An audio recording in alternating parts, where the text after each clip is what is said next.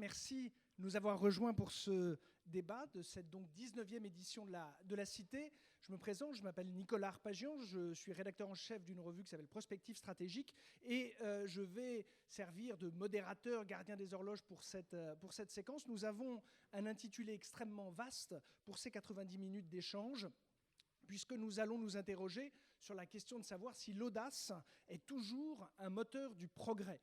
Alors, on est dans le cadre d'une enceinte universitaire, on sait qu'il est important, dans un intitulé de sujet, de s'intéresser à chaque terme. Il est évident que la problématique d'une définition de ce que représente l'audace est importante, selon qu'on la considère comme étant, dans son acception, de quelque chose de valorisant, puisque c'est celui qui fait justement, va faire un pas en avant ou un pas de côté pour aller là où on ne va pas, où on n'est pas encore allé. Et effectivement, l'audace, quelquefois aussi, c'est celle qui se comporte mal parce qu'il a un comportement inhabituel, qui rompt avec les usages et qui perturbe la collectivité, qui perturbe la communauté. Effectivement, il y a cette notion de moteur, d'agir, de construire ensemble un futur et un avenir. Et c'est vrai qu'on va s'interroger sur la place de celles et ceux qui, justement, marquent ce pas de côté, ce pas en avant pour le faire. Et puis, dès lors qu'on avance, que ce soit par le temps, que ce soit par l'évolution des usages, des techniques, des habitudes, se pose la question du progrès. Et donc on s'aperçoit que chacun de ces termes est important dans notre interrogation et c'est ce qui va nous amener à avoir une séquence assez construite, puisque je vais vous inviter à entendre nos deux intervenants et ensuite d'avoir les questions d'un certain nombre d'étudiants de Subbiotech qui ont réfléchi en amont à cette thématique, et enfin assez rapidement de vous donner la parole avec une règle simple, de vous présenter et de poser votre question la plus synthétique, de manière à ce qu'on ait la place pour un maximum d'échanges, d'interrogations des deux côtés de cette table, et faire en sorte que justement on puisse chacun repartir avec, sinon toutes les réponses, évidemment pas, mais en tout cas des éléments de réflexion, du grain à moudre, pour nous interroger sur justement l'audace, les valeurs qu'on lui associe, et le progrès dont on pourrait chacun bénéficier. Il y a un terme également qui est important, c'est ce terme de toujours. Est-ce qu'effectivement on est dans du tout blanc, du tout noir, du systématisme dans les bénéfices, ou au contraire les errements, les égarements liés à cette audace? Je vous invite vraiment à aborder, à appréhender toutes les dimensions de cette thématique. Alors, pour échanger sur cette question, on a réuni des profils assez différents. Avec, à ma droite, Alice Casagrande. Alice Casagrande qui a la particularité d'être philosophe. Alors c'est un très bel intitulé parce qu'en tout cas elle a poursuivi et entretenu des études de philosophie, et également elle a un engagement dans le cadre de ses fonctions. Elle a travaillé à la Croix-Rouge et elle est maintenant au sein de la Fédération des établissements hospitaliers et d'aide à la personne privée, au sein justement sur les problématiques de formation. Et dans un certain nombre d'ouvrages consacrés justement à cette société et à ceux qui sont un peu soit laissés sur le côté, ou en tout cas la manière dont effectivement les problématiques d'éthique sont discutées. Elle a été amenée à réfléchir à ces problématiques-là, notamment dans le cadre d'un enseignement qu'elle a à l'Université de Paris-Dauphine sur l'éthique et le management. À mes côtés, Patrick Erard, qui est médecin, qui est gastro-entérologue de formation et qui dirige un laboratoire qui s'appelle Astella Pharma. Et il a également une casquette corporatiste, puisqu'il représente les entreprises du médicament. Donc il est président du LEM. Le LEM, je schématise, 270 entreprises, à peu près 94% du chiffre d'affaires total du médicament en France. Et cette industrie, c'est un peu plus de 100 000 personnes, 100 000 collaborateurs en France. Donc ça vous donne une idée des forces en présence. Et effectivement, on va être amené à parler science, à parler innovation et à parler bien commun qui est la santé. Si vous en êtes d'accord, je vais donc les inviter à déjà livrer leurs sentiments et en tout cas les premières pistes de cette réflexion concernant cette interrogation sur le rôle de l'audace comme moteur du progrès. Et ensuite, on passera la parole aux étudiants de Subbiotech. Alice ? Moi, je crois beaucoup à la parole féminine en premier, mais j'aime beaucoup Patrick, donc je préfère lui passer la parole d'abord. Voilà, on a inversé effectivement les règles élémentaires de courtoisie. Il faut dire qu'on se connaît assez bien avec Alice, donc ça va être aussi un peu un jeu d'échange entre nous. Alors, vous avez posé dans ce débat aujourd'hui une question qui, en fait, enferme en son sein une affirmation. Et je ne sais pas si tout le monde s'en est aperçu, mais quand on dit est-ce que l'audace est toujours le moteur de progrès, ça sous-entend qu'il l'a été. Je vais commencer, si vous voulez bien, par casser un peu ce paradigme. D'abord, la première question, effectivement, c'est de savoir est-ce que l'audace a été, fut, reste et sera un moteur de progrès. Pour cela, il faut revenir un peu à ce qu'est la définition de l'audace. Vous savez que ça vient du latin audeo, c'est-à-dire oser. Et l'audace, c'est en quelque sorte, dans sa définition, une forme de hardiesse qui ne connaît ni obstacle ni limite. Donc, vous voyez qu'il y a quand même un côté extrêmement agressif dans l'audace. Et si l'on ne connaît ni obstacle ni limite, eh bien, on peut se poser la question de savoir si finalement, à quel moment la raison rencontre l'audace pour limiter, pour réfreindre quelque part l'enthousiasme que l'audace peut apporter. Et c'est la raison pour laquelle, pour ma part, moi, je préfère une autre notion qui me paraît plus adaptée au progrès, qui est la notion de courage. Alors, comme on est quand même dans la Sorbonne, moi, j'ai essayé de m'appuyer, et puis ça aussi est un de mes violons d'ingres, sur quelques références philosophiques, et on va commencer par Platon, puisque c'est un des premiers à s'être intéressé au courage. Vous savez que c'est une des 4 vertus qu'il considère comme nécessaires pour exister, avec la tempérance, la prudence et la justice. Et donc, qu'est-ce qu'il dit ? Il dit, finalement, le courage, c'est une forme d'engagement pour faire progresser la nature humaine, mais c'est un engagement qui fait coexister la crainte ou la peur du péril, c'est-à-dire la capacité à juger du risque. Et ça, cette notion me paraît fondamentale parce que dans le progrès thérapeutique, si l'on prend la science médicale, eh bien, la mesure du risque, l'appréhension du risque est un élément considérablement important pour pouvoir justement maîtriser en quelque part le progrès qui en découle. Donc, quelque part, moi, ce qui m'intéresse, c'est que pour que le progrès ait un sens, il faut bien déterminer d'abord sa finalité, mais aussi, quelque part, en évaluer le risque, craindre, le cas échéant, les conséquences délétères que ce progrès peut avoir. Et si elles sont trop élevées, ces conséquences, ou si elles sont trop importantes, eh bien, il faut savoir renoncer. Et le renoncement est aussi une forme de courage. On peut accepter quelque part que ne pas faire est tout aussi courageux que de faire. Et si on va encore plus loin, on peut dire que les sciences du vivant ont ceci de particulier, que finalement elles engagent dans le progrès la vie. Et si l'on se réfère cette fois-ci à un philosophe allemand, si on se réfère à Hegel, eh bien, il est tout à fait d'accord avec ça, puisqu'il lui considère que le courage n'a de sens que s'il s'opère au risque de sa vie, pour les autres bien sûr. Et il dit par exemple, c'est seulement par le risque de sa vie qu'on conserve la liberté, qu'on prouve que l'essence de la conscience de soi n'est pas l'être, n'est pas le mode immédiat dans lequel la conscience de soi surgit d'abord, n'est pas son enfoncement dans l'expression de la vie. Donc pour Hegel, vraiment, le courage, c'est quelque chose qui va avec la vie et qui va avec l'engagement vital. Donc pour moi, déjà, premier élément, je préfère substituer à l'audace la notion de courage. Mais si c'était là le seul moteur, je dirais le débat serait très simple. En réalité, j'en vois 2 autres qui sont tout aussi importants. Le deuxième, c'est la raison. Et la raison est indispensable parce qu'elle guide finalement le progrès sur le chemin à la fois de l'expérience et de la vertu. Et là, il faut se référer à un autre auteur important qui est Claude Bernard, et on va rentrer vraiment dans la science. Vous savez qui est Claude Bernard, bien sûr, surtout dans une pareille université. C'est celui qui a trouvé par la neurostimulation l'induction du diabète. C'est aussi celui qui a découvert le glycogène en 1857. Et donc, par conséquent, c'est un des grands pionniers d'une théorie expérimentale hypothético-déductrice, c'est-à-dire fondée à la fois sur l'hypothèse et sur sa déduction. Il dit en clair qu'on ne peut pas donner d'hypothèse sans avoir posé le problème à résoudre, et on ne peut pas apporter une réponse à une question qui ne soit fondée sur l'observation. Donc on voit bien ici que l'autre élément moteur du progrès, c'est observer.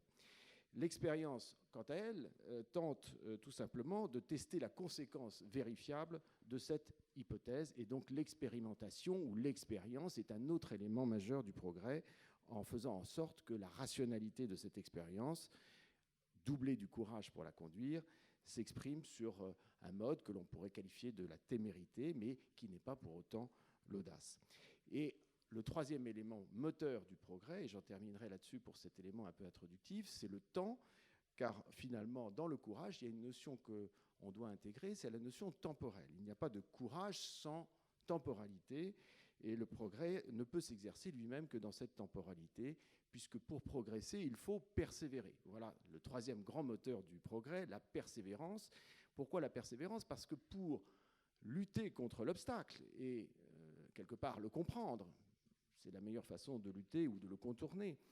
Pour se tromper, parce que se tromper est indispensable pour réussir, pour douter, parce que douter est indispensable pour croire, eh bien finalement il faut du temps à tout cela, et on voit bien qu'il y a quelque chose qui est tout à fait singulier dans le courage, c'est que le courage s'inscrit justement dans la durée, alors que l'audace, on peut se poser la question de savoir si finalement ça n'est pas trop audacieux, si je puis faire ce jeu de mots, pour que cela puisse durer. Et je ne trouve pas non plus dans l'audace deux autres choses. Je ne trouve pas cette notion de courage, parce que l'audace, pour moi, n'est pas guidée par la raison, et je ne trouve pas non plus l'expérience, parce que l'audace risque de faire en sorte que cette expérience ne se reproduise jamais, si je pousse le danger jusqu'au bout. Donc par conséquent, en conclusion de ce premier chapeau, et qui va lancer aussi Alice sur la contradiction qu'elle ne manquera pas de m'apporter, c'est que je n'aime pas l'audace, je la trouve peut-être trop dangereuse, je préfère le courage, qui est pour moi une vertu qui est un véritable moteur du progrès dans notre société. Dans le Sun Tzu, qui est l'art de la guerre chinois, vous trouvez la citation suivante que j'ai envie d'adresser à vous comme à Patrick. Du grand général, il n'y a rien à louer, ni grande sagacité, ni grand courage. Non seulement je déferai aux côtés de Patrick avec jubilation le modèle de l'audace, mais même celui du courage, vertu occidentale, adorée, fulgurante, lumineuse, et que je vous propose de soumettre à un examen pour le moins critique. Alors le pauvre général, ni courage, ni sagacité. Ce que décrit Patrick dans son modèle, c'est un modèle de la rationalité scientifique, au fond, et alors on va regarder Platon, puisqu'il nous a ouvert les yeux avec ce philosophe grec. Platon dit, le grand général, qui est-il? Il a deux choses. D'abord, c'est un géomètre. Il n'aime pas rien. C'est un géomètre, c'est-à-dire qu'il modélise le grand général. C'est-à-dire qu'il a une rationalité, une finalité, une vision de ce à quoi il veut parvenir. Et puis après, ça ne suffit pas. Il va y avoir une énergie spécifique, cette énergie dense, intense, durable, que Patrick nomme notamment le courage. Or, les Chinois pensent que le grand général n'a ni la sagacité ni le courage. Ce pauvre général, qu'est-ce qu'il lui reste? Pour éclairer ça, et pour continuer à cheminer sur notre question, deuxième citation toujours dans le Sun Tzu, les troupes victorieuses sont des troupes qui ont vaincu avant d'engager le combat. Les troupes vaincues sont des troupes qui ne cherchent la victoire qu'au moment du combat. Là, le fait d'être défait, chez les Chinois, c'est le momentané. Vous vous y prenez dans cet fameux instant de la fulgurance, c'est très beau, c'est très séduisant, et ça rate. Les Chinois vont concevoir l'efficacité, et là je vous renvoie à un texte tout à fait merveilleux de François Julien, le philosophe François Julien, sinologue bien sûr, qui a écrit une conférence sur l'efficacité, et je pense que cette petite conférence, il y a beaucoup de traités et de livres auxquels renvoyer, mais cette petite conférence est extrêmement lisible, c'est pour ça que je vous y renvoie. Et au fond, François Julien nous dit, ce qui est intéressant chez les Chinois, c'est qu'ils défont complètement le modèle de l'efficacité et de l'héroïsme occidental, et que finalement, cette victoire, comment vient-elle? Ce progrès, puisque c'est ça qu'on cherche, eh bien, il vient d'avoir su lire une situation, de discerner une disposition, et donc substituer une logique de la propension à une logique de la finalité. Qu'est-ce que c'est que cette manière de détecter le potentiel de situation? C'est une intuition. Alors évidemment, ce n'est pas n'importe quelle intuition, elle est exercée, notamment par l'expérience. Là, on va retrouver évidemment Claude Bernard, mais pas exactement l'expérience dans le sens j'ai une visée, j'expérimente et je fais retour.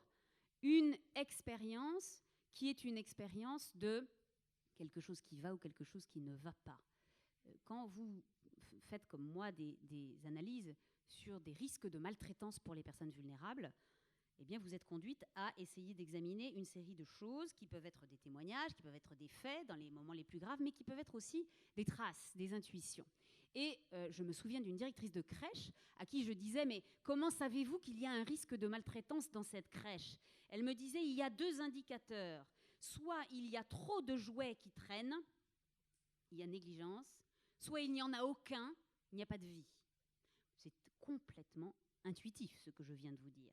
Elle va discerner un potentiel de situation, une intuition.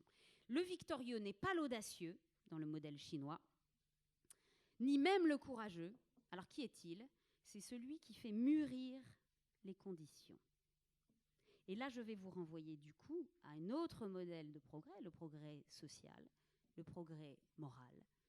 Faire mûrir les conditions. Le moment où on vote l'abolition de la peine de mort en France, c'est un moment périlleux, l'intégralité de la population n'y est pas favorable, comme vous vous en souviendrez, et pourtant, évidemment, on se souviendra du très grand discours de Robert Badinter, on se souviendra des engagements politiques, mais il y a aussi, là, quelque chose qui s'est passé, qui a rendu possible ce progrès moral ou social, du moins si vous acceptez avec moi de le considérer comme tel, c'est qu'il y a des personnes qui ont fait mûrir les conditions. Et là, on n'est absolument pas dans juste un truc d'un instant lumineux, séduisant et merveilleux. Mais faire mûrir les conditions, ça veut dire être plusieurs, ça veut dire être discret. On ne brille pas, on n'est pas lumineux. C'est petit, c'est ici et c'est là, et ça nous renvoie là à un modèle tout à fait intéressant du progrès scientifique, et le modèle décrit par Thomas Kuhn dans la structure des révolutions scientifiques.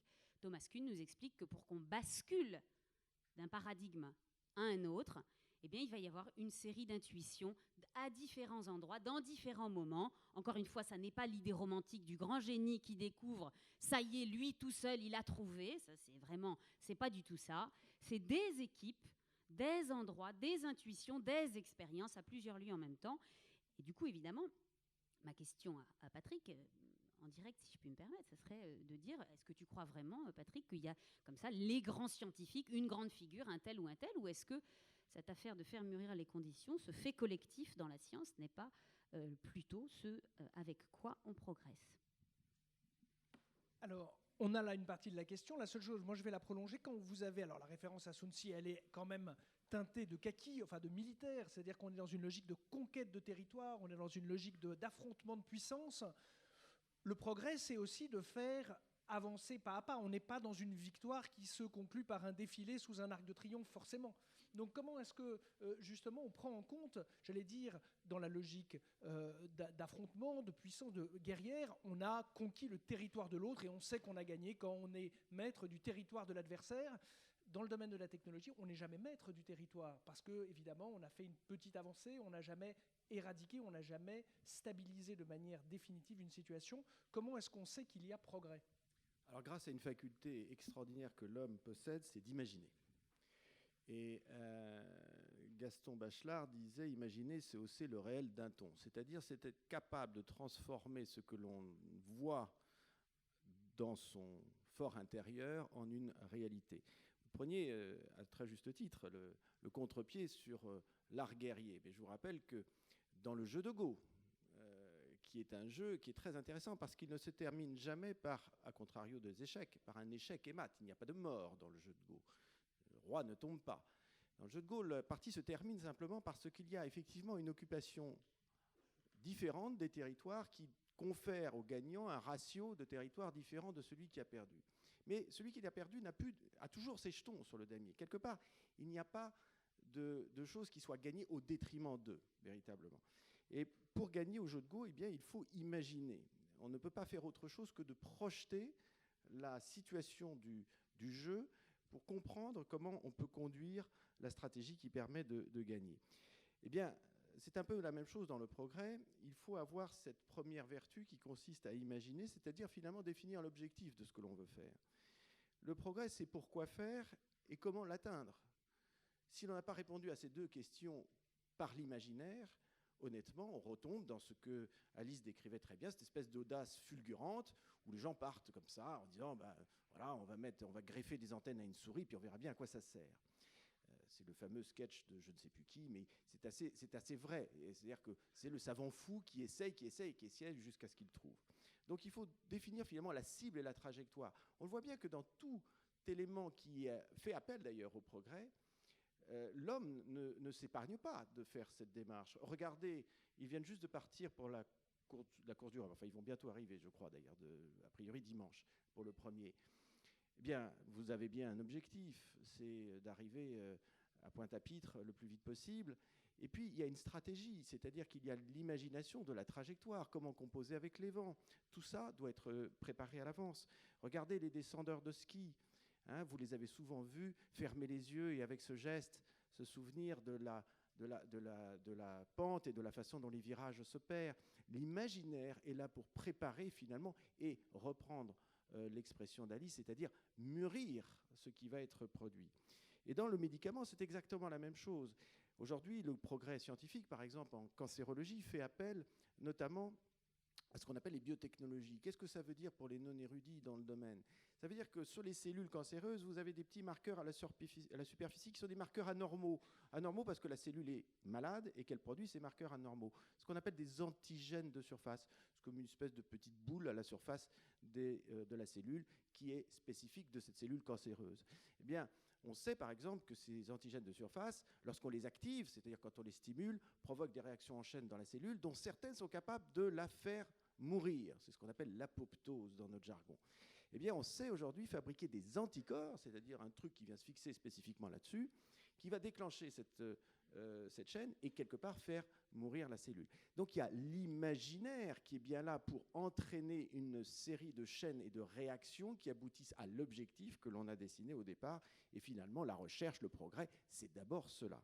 Et puis, il y a un autre composant avec lequel il faut compter, si je puis dire, sans compter dessus. Vous voyez bien la différence. Il faut compter avec, mais pas compter sur. C'est le hasard.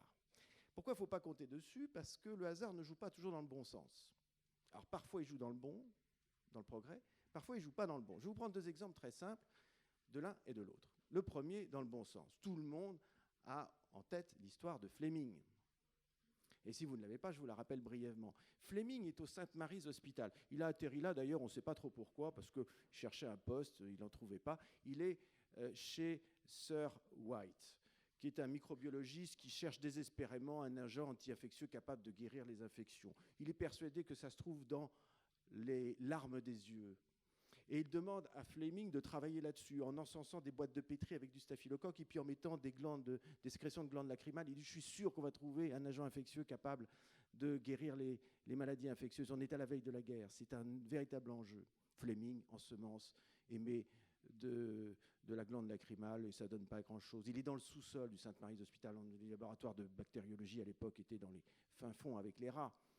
Et puis on est un peu avant Noël. Et puis comme c'est un passionné de cricket, il termine à la hâte ses expérimentations pour rejoindre un match de cricket. Et puis comme il est très pressé, il finit ses encensements, il pousse toutes les boîtes de pétri contre le mur du St. Mary's Hospital et s'en va à la hâte. Et en poussant rapidement ces boîtes de pétri, il en renverse une, et une qui est collée contre le mur. Or, qu'est-ce qu'il y a dans le sous-sol du St. Mary's Hospital à Londres? Du salpêtre, des champignons plein les murs.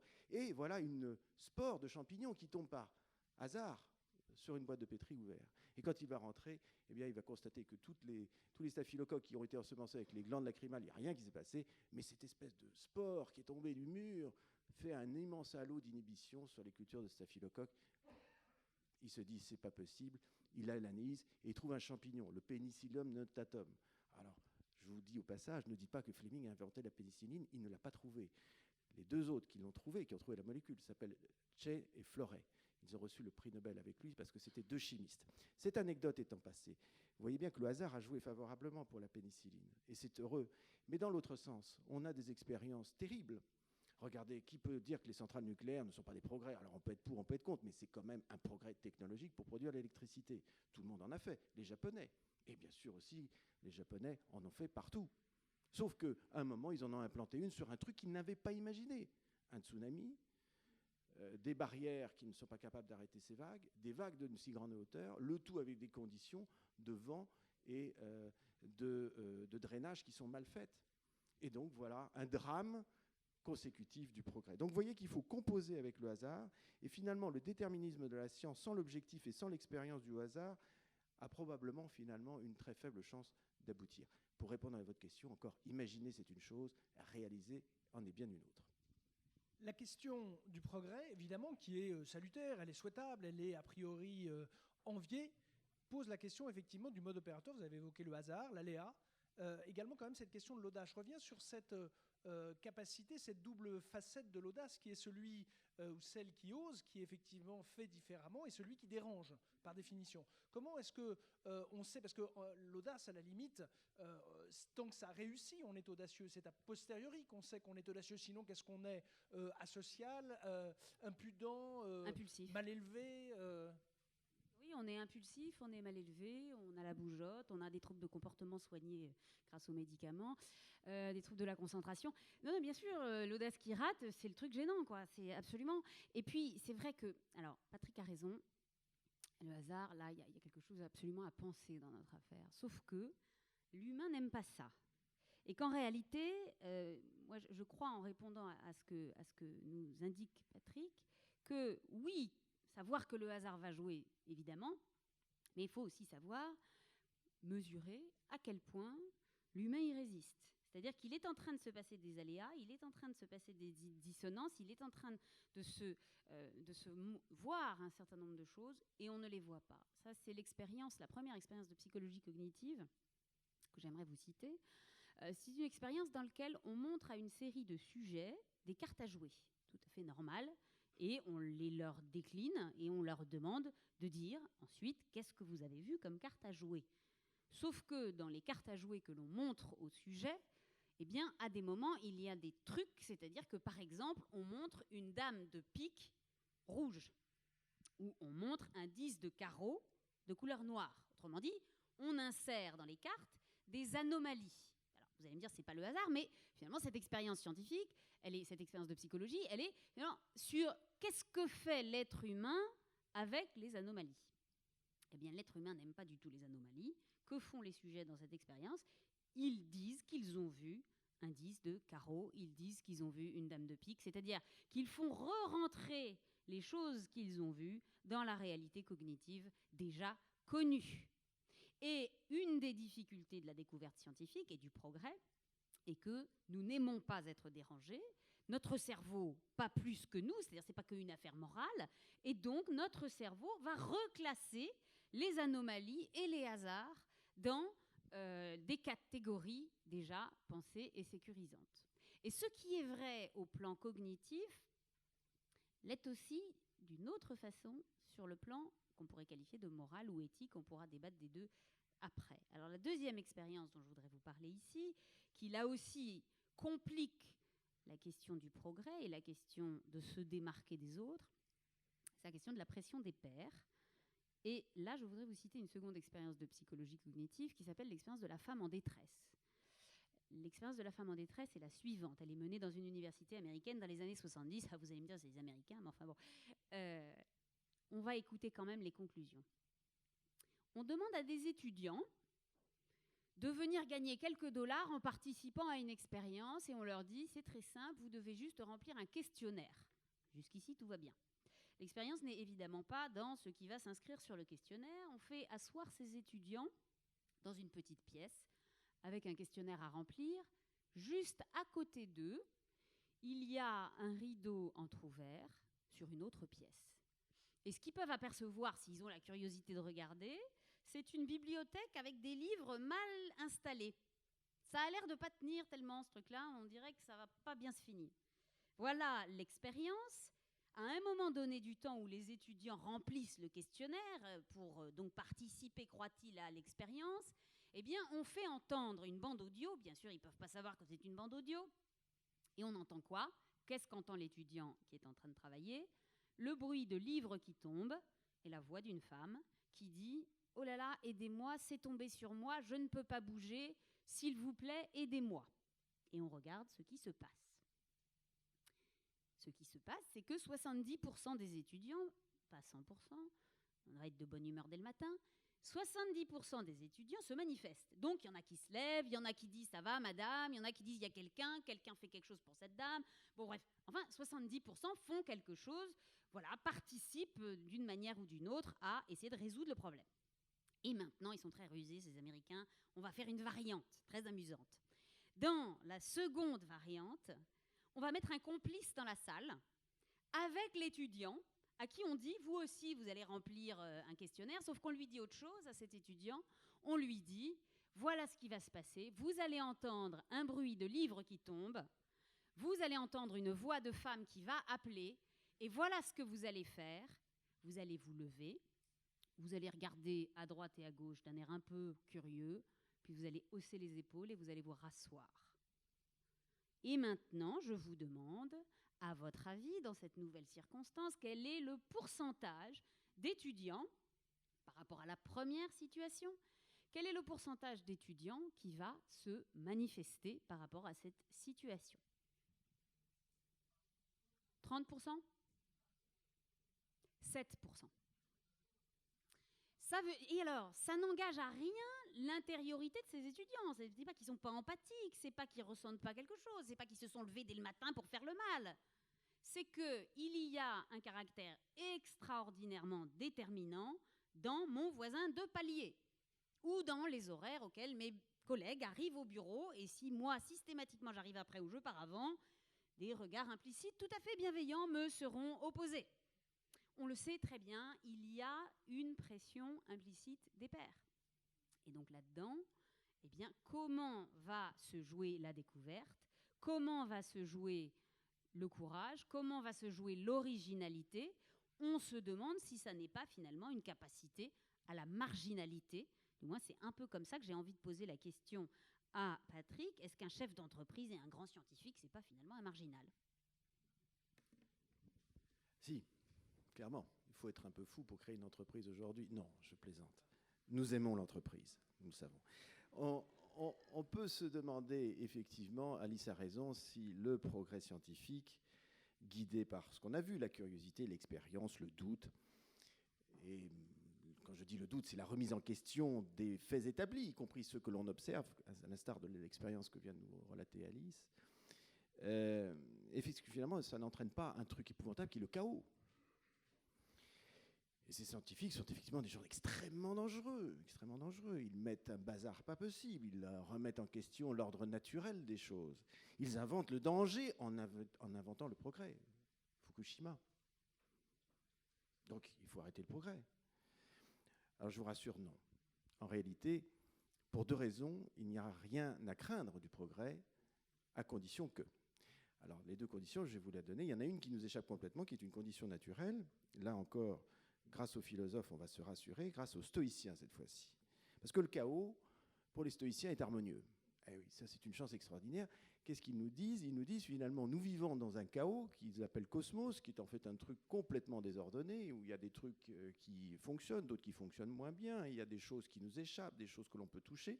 Ils disent tout ça, voilà, ça porte un nom, ça s'appelle le cosmos. C'est un chaos, mais c'est un chaos organisé, et c'est un chaos harmonieux. Et finalement, le chaos, c'est-à-dire la désorganisation harmonieuse, fait partie de la vie. Et donc, il faut accepter, si l'on est dans la vie, il faut accepter qu'une partie de ce risque de désorganisation, y compris celle qui est issue du savant ou du scientifique que Alice considère peut-être comme un peu trop téméraire, eh bien, il est intégrant au chaos. Et il est compensé par autre chose qui le rend harmonieux, qui est la raison, l'équilibre, ou éventuellement, pourquoi pas, la loi qui va réfreindre peut-être un certain nombre d'ambitions.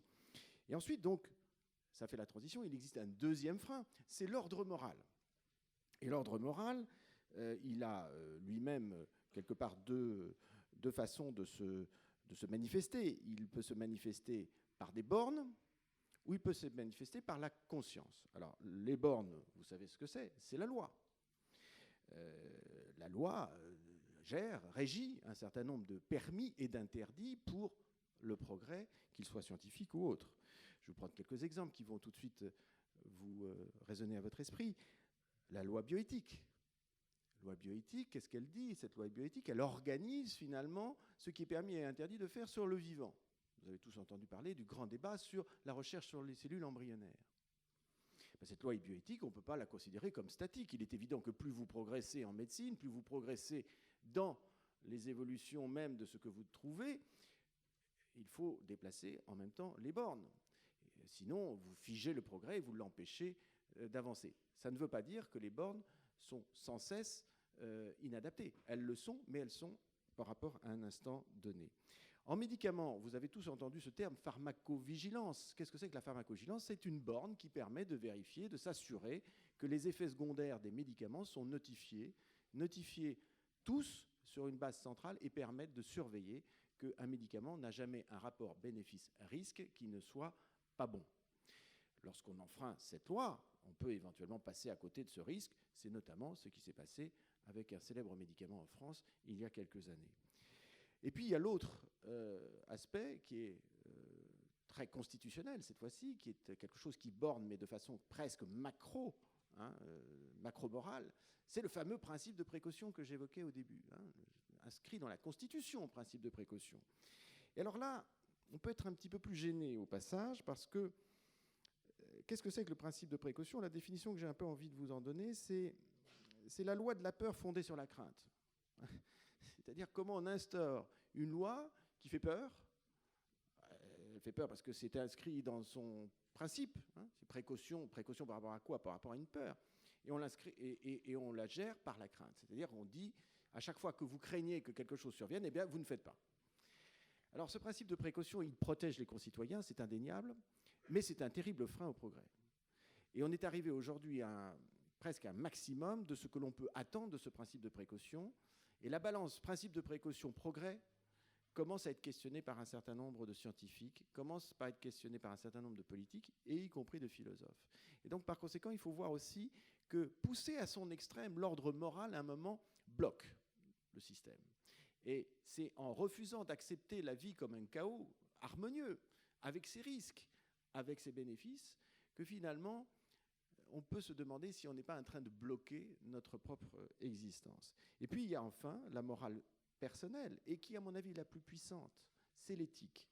C'est-à-dire, c'est ma conscience, c'est comment moi, je me guide et je me préviens du risque. Et pour cela, on va se référer rapidement à l'éthique spinozienne.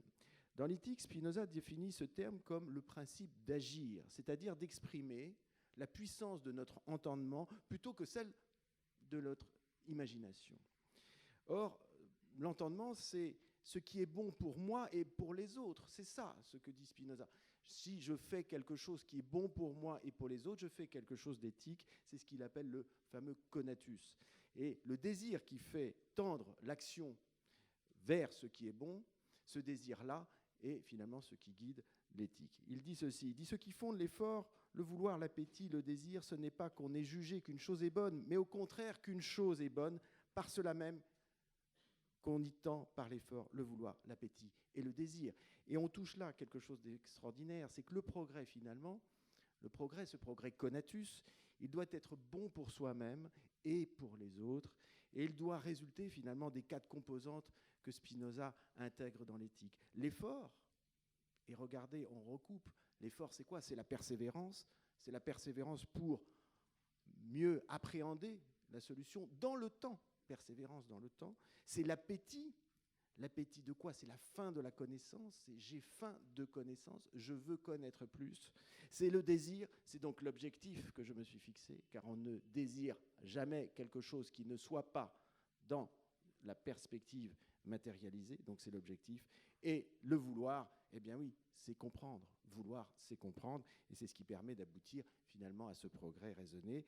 Et les règles sont là simplement pour borner l'ordre moral qui autorise ou non l'exercice du libre progrès.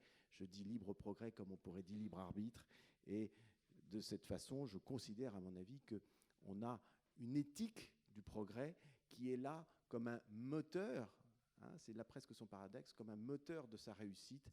Et par conséquent, c'est à ça qu'il faut s'intéresser avant de mettre des règles.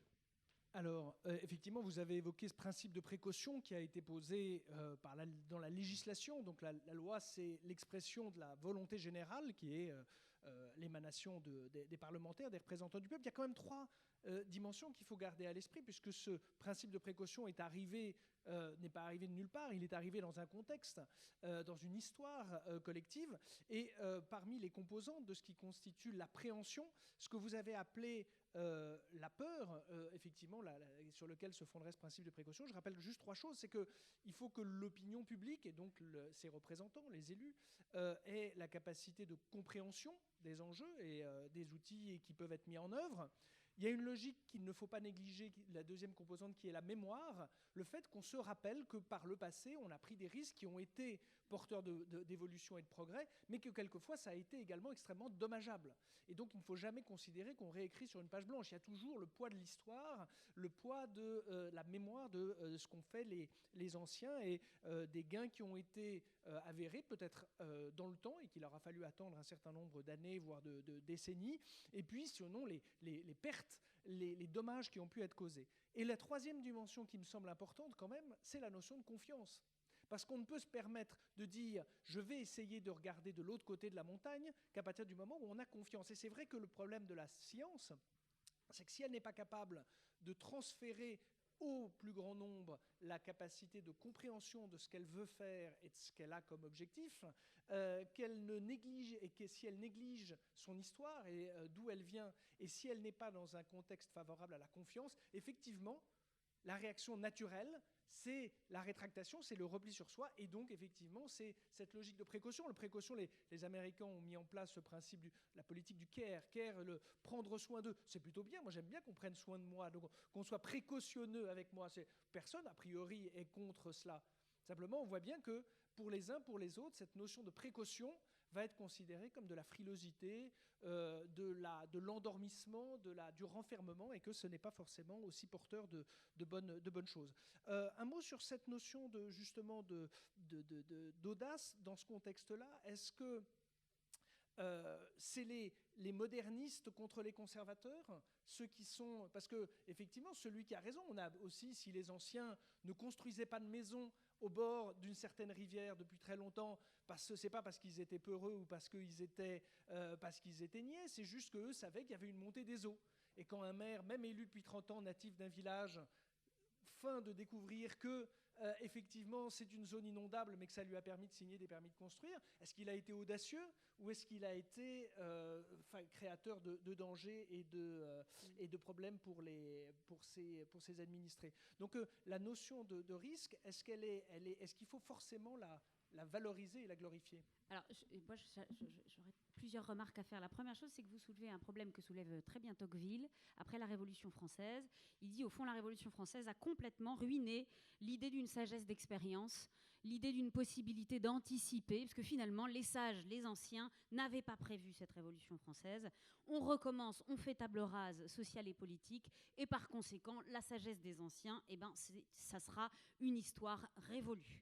Donc là, il y a vraiment une question, et notre époque n'aime pas du tout la sagesse des anciens, elle aime la fulgurance de la jeunesse, c'est une évidence. Alors ça dépend quelle jeunesse quand même, il faut qu'elle soit quand même un tout petit peu dans un certain nombre de cases et pas d'autres, mais il est vrai qu'on est dans une société qui valorise extraordinairement l'innovation, la découverte, la luminosité de la fulgurance et de la jeunesse, et cette créativité enthousiaste, intempérante on pourrait dire, mais turbulente.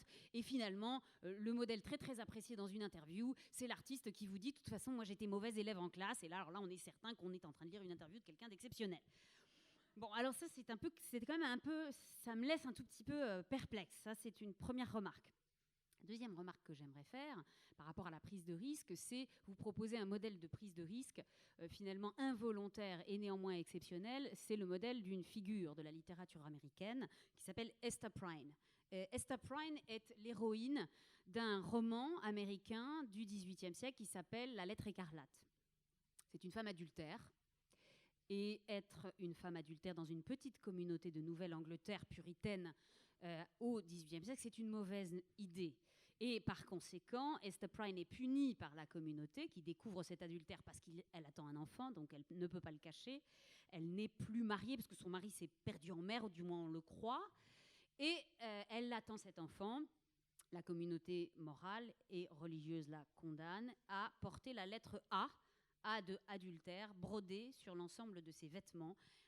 Et elle va devoir vivre sa vie entière avec cette exposition, cette différenciation embrasée sur cette lettre A sur sa poitrine. À l'inverse, le pasteur, qui est l'auteur de cet enfant, qui est amoureux d'elle, qui jamais ne mettra son identité en avant dans la communauté, jamais n'assumera ce qui s'est passé, va se détruire de l'intérieur petit à petit. Et c'est elle, dans cette résistance qui n'a rien d'héroïque, mais qui a tout de l'endurance, qui va en définitive reconquérir sa place dans cette petite communauté américaine puritaine, alors que ce pasteur, lui, va miner de l'intérieur, petit à petit, perdre toute identité et toute noblesse. Et là, j'ai envie de vous poser évidemment cette question, parce que je trouve ce personnage d'Hester Prynne très attachant, de savoir qu'est-ce qu'on a envie de mettre en avant comme modèle, évidemment, de solidarité, de progrès moral. Prenons le Chambon-sur-Lignon en 1943. Vous l'attendiez, bien sûr, le Chambon-sur-Lignon, ce petit village où tout d'un coup, tout le monde va se mettre à protéger des Juifs, alors que dans toute la France, on fait l'inverse. Pourquoi est-ce que des gens se mettent tout d'un coup en danger et commencent à organiser des réseaux pour cacher et pour faire disparaître des Juifs qui, sinon, vont évidemment être massacrés, mais au risque évidemment de leur vie? On interroge ces personnes, et il y a beaucoup d'écrits là-dessus, et on leur dit, mais vous vous rendiez compte du risque? Enfin, je veux dire, vraiment, pourquoi vous avez fait ça? On leur parle comme si c'était des héros, et ils répondent tous, c'était complètement naturel, on ne pouvait pas faire autrement. Il n'y a là, encore une fois, aucun mouvement exceptionnel de leur part, aucun héroïsme, aucune autodestruction anoblie, il y a une banalité.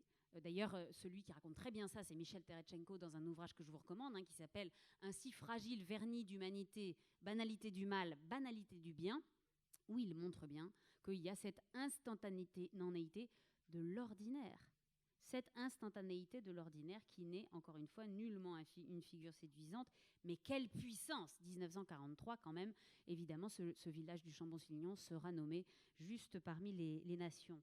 Les modèles que je vous proposerai plus tôt pour le progrès sont ceux de Nelson Mandela, sont ceux de Gandhi, bien sûr, sont ceux d'Hester Prynne, c'est-à-dire un modèle de patience, un modèle de résolution et un mauvais caractère, comme était celui de Einstein. On voit très bien, effectivement, que dans ses jeunes années, Einstein énervait tous les professeurs de son collège, par ailleurs très strict. Il n'était pas d'accord avec eux, il ne lâchait pas l'affaire. Alors, nous avons des écarts dans une société que nous connaissons. Nous avons des pauvretés extraordinaires, des misères criantes. Nous avons des douleurs des animaux qui sont évidentes. Par exemple, et on pourrait citer tellement d'autres choses lentement abîmées, et je n'ai qu'une chose à vous demander, ne lâchez pas l'affaire. Merci. Alors effectivement, on a parlé des... Alors, les applaudissements sont les bienvenus, mais comme nous sommes contraints par le temps, vous les renouvellerez et les amplifierez à l'issue de notre session. On a le plaisir d'accueillir des étudiants de Subbiotech, et ce qui est intéressant, c'est que justement, l'idée étant que dans leur cursus mêlent ces questions de technologie informatique, des questions de biologie et de santé telles que les évoquait Patrick. Et donc, je voudrais les solliciter, savoir s'ils ont des questions à poser à nos différents intervenants. Venez, oui, juste savoir s'il y a un micro qui va venir à vous et de manière à ce qu'on vous entende.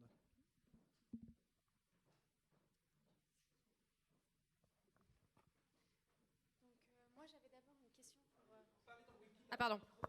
Bonjour. Je ne s'usera pas. Donc, Clémence Digny, je suis étudiante à Subbiotech. Donc, j'ai une question pour Alice Casagrande. L'audace, aujourd'hui, ne serait-ce pas redéfinir le progrès qui semble n'être aujourd'hui que technique et individualiste, en intégrant les aspects fondamentaux du progrès social, comme le bonheur, les liens sociaux, la conscience des générations futures? Alors, je suis parfaitement d'accord avec vous sur le fait qu'il faut un équilibre entre les dimensions techniciennes, technologiques. Je ne suis pas sûre qu'elles soient individualistes, mais en tout cas, effectivement, quand on parle du progrès technique et biologique, on ne parle pas du progrès moral et du progrès social. Après, est-ce que vraiment c'est l'audace, la figure qui nous permet de parvenir au progrès moral et social? Je pense que tous mes propos tendent vers l'idée qu'il y a quand même là, au contraire, l'audace, c'est une figure très individualiste. C'est une figure, au contraire, qui va très bien avec cette percée d'une conscience individuelle sur un sujet extrêmement restreint. Et donc, moi, je vous inviterai volontiers à quelque chose de plus discret et de plus tenace que cette fulgurance-là. Je crois que mes propos, j'espère en tout cas, allaient un peu dans ce sens. Une réaction, un complément? Non, je crois qu'Alice a tout dit. C'est-à-dire que, encore une fois, le progrès scientifique ou le progrès de la production de l'objet que vous mettez dans l'innovation est indissociable du progrès social. Sinon, on ne ferait pas le métier qu'on fait. C'est-à-dire, moi, j'ai la chance de diriger une entreprise pharmaceutique qui produit des médicaments et dont certains sont très innovants. Je ne conçois pas mon métier que par la production de cette innovation. Le sens de ma vie, celui qui me fait lever le matin, ce sont mes collaborateurs, ce sont les femmes et les hommes qui me font confiance et qui travaillent pour moi et avec moi. Et donc le progrès social, c'est d'abord le premier moteur de la dynamique managériale qui conduit à la production. Mais bien, vous avez parfaitement raison. D'ailleurs, si j'ai un souhait à formuler pour vous-même et pour toutes les personnes de votre âge qui, un jour, assureront la relève et feront ce que nous avons fait, faites-le en gardant cette idée que tout ce qui conduira à la production de votre imagination, tout ce qui conduira à la production du progrès, faites-le toujours en pensant que les autres sont là et que le rapport à l'autre prime d'abord sur ce que l'on produit. Et vous avez parfaitement raison d'avoir rappelé cette équation entre le progrès social et le progrès scientifique ou technique. Mais c'est vrai que ce sont des dimensions plus difficiles à évaluer, à mesurer selon là d'où on vient, selon sa culture, selon sa formation, selon son tempérament. L'appréciation d'un bonheur ou l'appréciation d'un progrès social vont être extrêmement discutables et on va placer des curseurs à des endroits différents sur des critères différents, tandis que effectivement le progrès technique, le progrès, on peut savoir si effectivement un service est rendu ou ne l'est pas de manière satisfaisante. Une autre question, mademoiselle. Bonjour, je m'appelle Céline Cabet, je suis étudiante à Subbiotech en 2e année. Nous avons vu que la question qui nous rassemble aujourd'hui sous-entend que le progrès existe. Et donc ma question est la suivante. Qui est en capacité de faire valoir sa légitimité à définir qu'une innovation est un progrès ?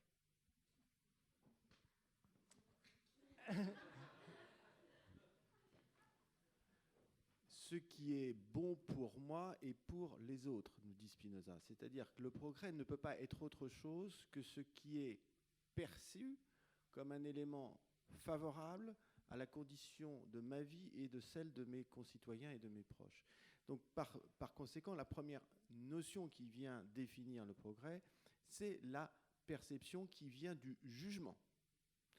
Si vous voulez me faire dire qu'il existe un algorithme ou une équation qui détermine la valeur du progrès, la réponse est non.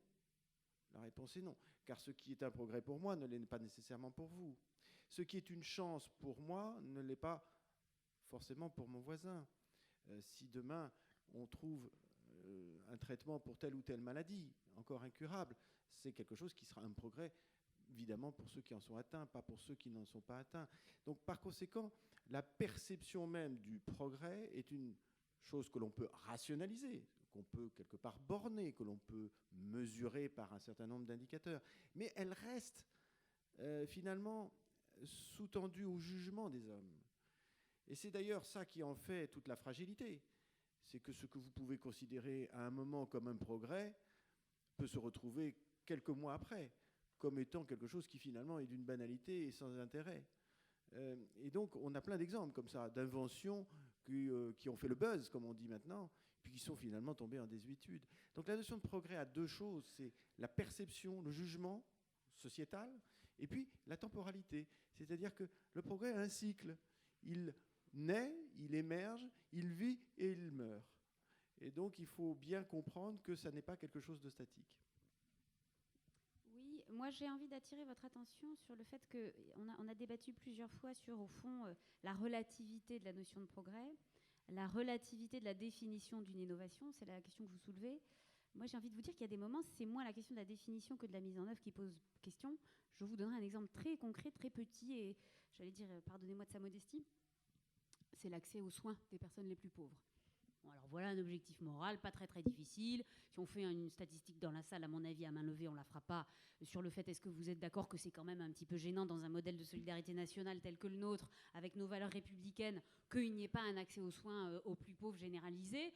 Bon, a priori, la définition de ce qui est souhaitable ne pose pas question. Alors maintenant, vous allez regarder le modèle administratif, d'accord, le formulaire de la CMUC. La CMUC, c'est la couverture maladie universelle et la complémentaire. D'accord ? C'est-à-dire que vous allez regarder comment une personne qui a des moyens modestes va avoir des papiers à remplir pour essayer d'avoir un remboursement complémentaire qui soit comparable à celui du reste de la population. Eh bien, je vous souhaite bonne chance avec ces formulaires. Donc la question là, elle est moins dans la définition d'une visée morale d'un progrès qui est relativement partageable assez vite. Il n'y a pas besoin d'être un expert pour le savoir. En tout cas, on a une empathie assez rapide. En revanche, pourquoi est-ce que le formulaire de la CMUC fait 15 pages absolument incompréhensibles ? On a un vrai problème.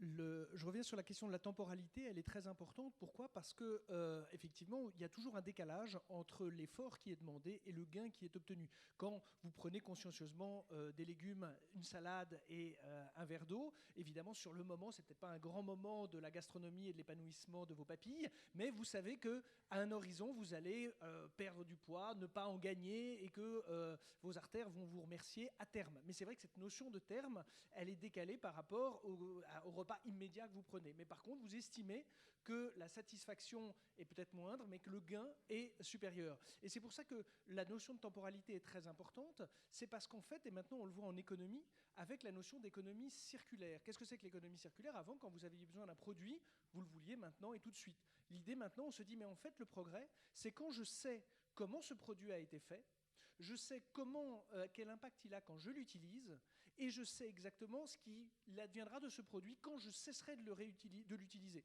Donc la logique de recyclage, de réintégration, de vie après l'usage. Et donc on s'aperçoit qu'il y a progrès. Ce n'est pas tellement d'avoir un produit qui fait bien ou qui fait mieux la prestation à l'instant T, mais s'il a eu un coût pour l'environnement, un coût financier, un coût social, un coût extrêmement élevé en amont, il me donne certes satisfaction dans l'immédiat et après il va polluer ou au contraire il va créer un désordre extrêmement durable.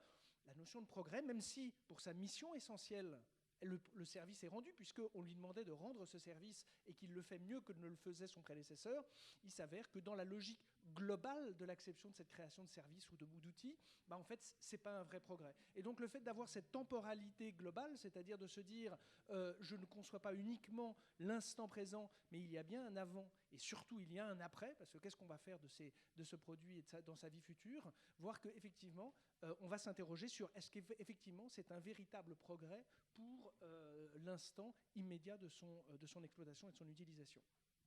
Après, la question éthique, ce sera si on a un vendeur d'armes écolo.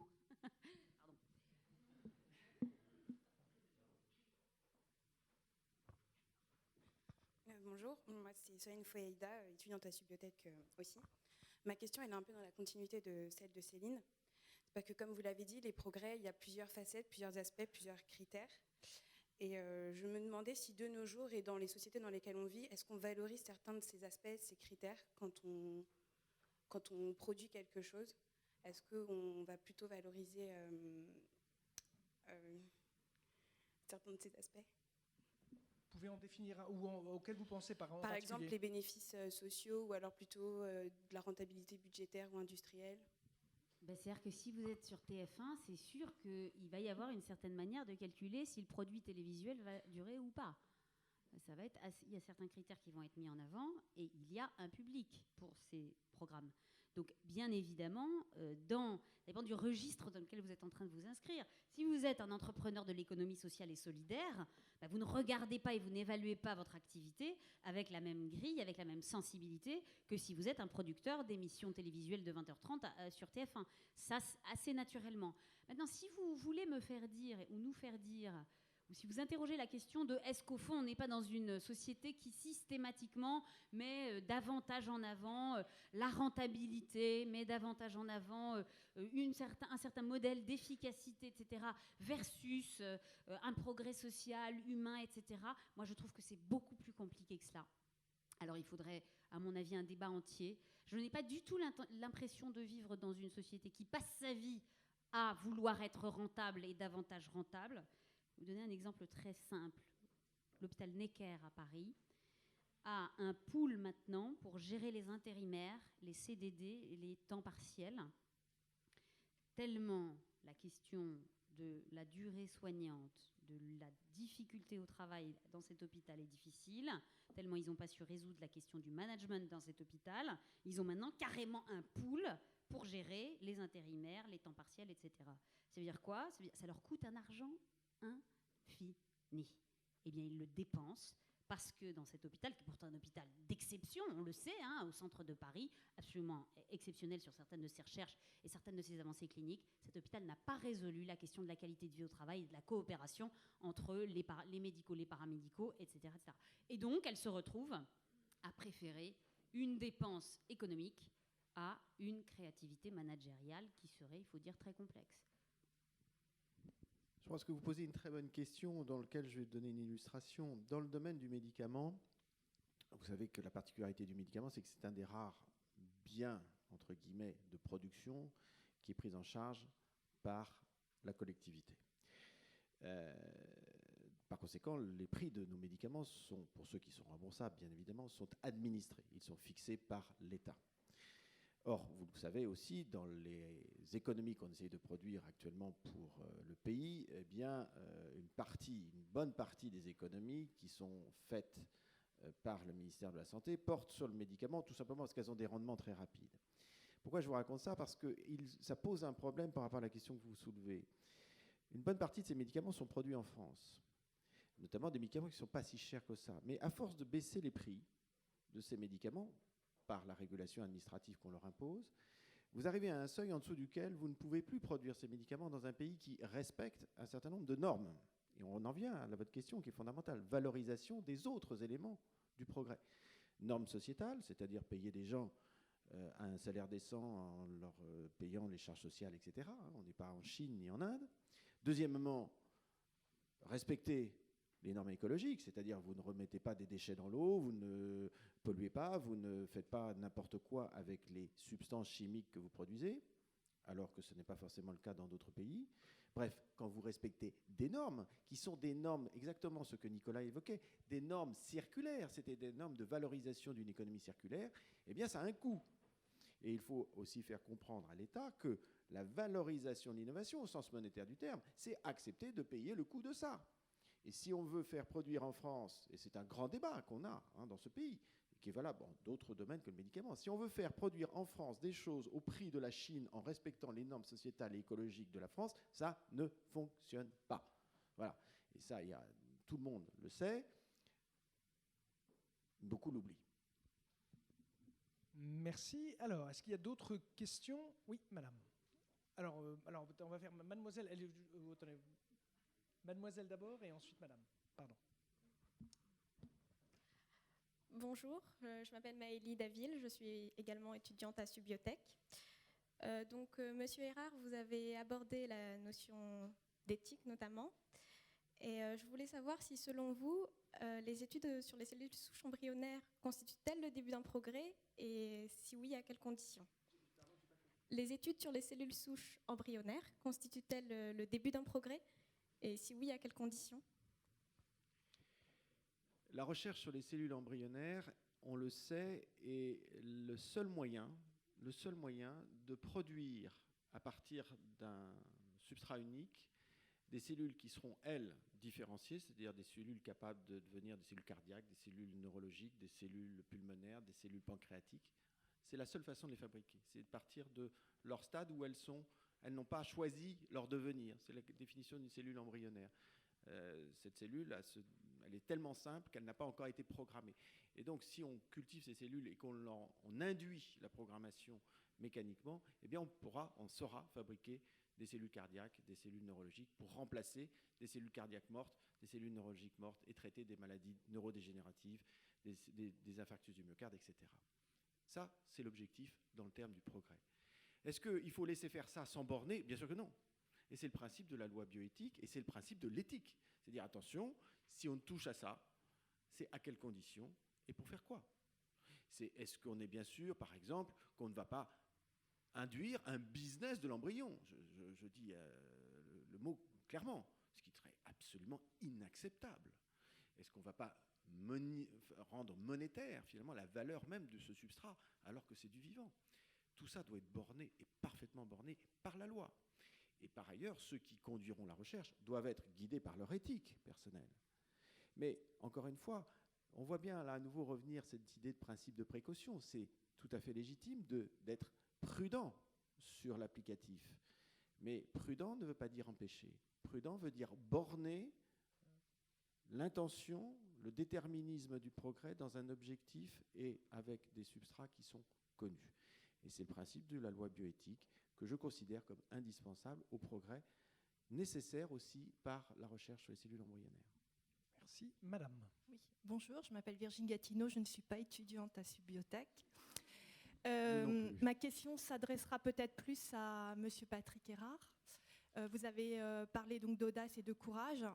Ma question se porte sur l'audace rentable et donc sur plutôt à l'industrie pharmaceutique. Quel espace existe-t-il aujourd'hui encore pour l'audace sur un marché qui a effectivement des enjeux économiques extrêmement forts, marché très concurrentiel, la course au dépôt de brevets, ou même pour un directeur de laboratoire, effectivement, pour nourrir, effectivement, pour pouvoir survivre et voire nourrir une ambition personnelle. Voilà. Et qu'est-ce qu'il existe comme espace pour l'audace ? Et pourriez-vous éventuellement nous raconter une expérience personnelle où votre audace n'a pas pu s'exprimer pleinement compte tenu de ces enjeux économiques ? Merci. Waouh. En quelques minutes, en plus. C'est une très, très, très jolie question. La réalité, si vous voulez, du business model, comme on dit, de l'industrie du médicament, c'est que elle doit, je dis bien, je pèse mes mots, elle doit dégager des marges importantes. D'aucuns les fustigent, c'est une erreur, parce que cette industrie a cette particularité d'être, parmi les secteurs industriels, un des 3 secteurs qui investit le plus en recherche, en moyenne entre 15 et 17% du chiffre d'affaires des entreprises repartent immédiatement en recherche, ce qui est un taux énorme. Vous ne trouvez pas dans les autres biens de consommation. Et deuxièmement, la production des biens médicamenteux ou des produits médicamenteux, a fortiori innovants, a une durée de progrès qui est bien plus longue que n'importe quel autre bien de consommation. Il faut en moyenne entre 10 et 15 ans pour produire un nouveau médicament innovant. Et 10 et 15 ans, il se passe des choses. Et si, encore une fois, tout était prévisible, le business model serait très vite rentable. Mais malheureusement, sur 100 molécules, vous en gardez une. C'est-à-dire 100 molécules que vous mettez en recherche, en phase 1, au tout début, la phase chimique, il n'y en a qu'une seule qui pourra prétendre être mise sur le marché parce que son rapport bénéfice-risque est favorable. Donc vous voyez que les composantes économiques sont extrêmement lourdes. Alors après, on dit, oui, mais le médicament, c'est la société qui le paye et il faut faire des économies, on va les faire sur le médicament. Donc on va écraser quelque part cette industrie qui est très riche et qui peut payer pour les hôpitaux qu'on ne veut pas réformer, le maillage territorial qu'il faut surtout préserver, etc., etc. Oui, effectivement, on peut accepter cette idée.